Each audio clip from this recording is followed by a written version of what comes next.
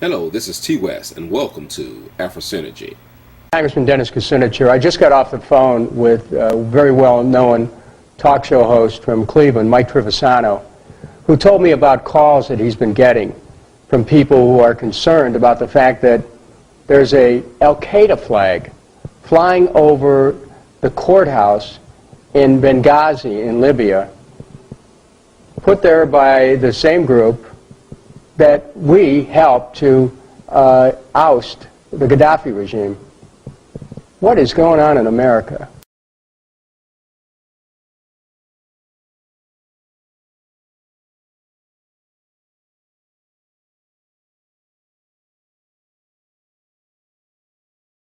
Convening this meeting to address a task that must be the work of all of us, supporting the people of Libya as they build a future that is free and democratic and prosperous.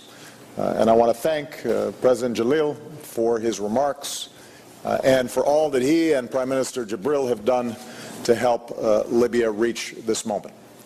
To all the heads of state, to all the countries represented here who have done so much over the past several months to ensure this day could come, I want to say thank you as well.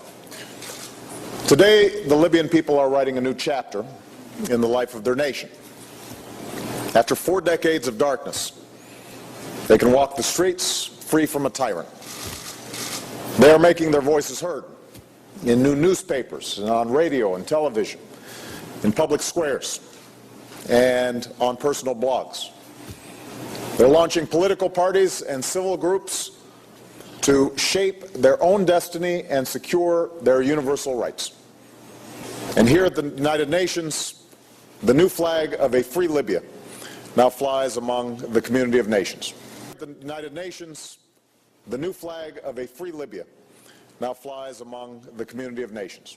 The United Nations, the new flag of a free Libya now flies among the community of nations. Make no mistake, credit for the liberation of Libya belongs to the people of Libya. It was Libyan men and women and children who took to the streets in peaceful protest, who faced down the tanks and endured the snipers' bullets. It was Libyan fighters, often outgunned and outnumbered, who fought pitched battles, town by town, block by block. It was Libyan activists in the underground, in chat rooms, in mosques, who kept a revolution alive even after some of the world had given up hope. It was Libyan women and girls who hung flags and smuggled weapons to the front. It was Libyans from countries around the world, including my own, who rushed home to help, even though they too risked brutality and death.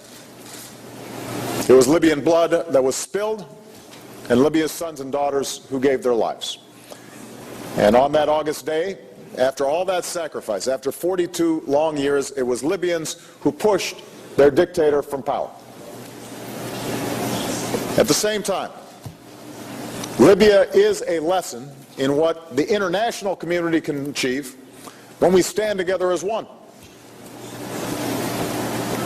I said at the beginning of this process, we cannot and should not intervene every time there is an injustice in the world.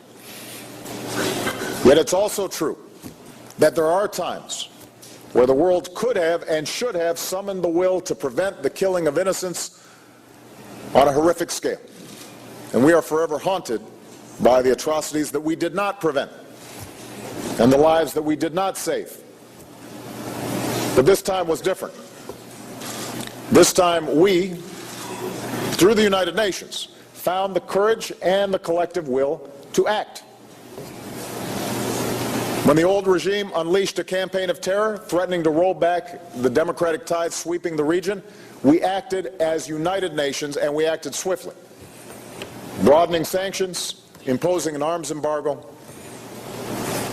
The United States led the effort to pass a historic resolution at the Security Council authorizing all necessary measures to protect the Libyan people. And when the civilians of Benghazi were threatened with a massacre, we exercised that authority. Our international coalition stopped the regime in its tracks and saved countless lives and gave the Libyan people the time and the space to prevail. On one hand, we have soldiers dying in Afghanistan fighting al-Qaeda.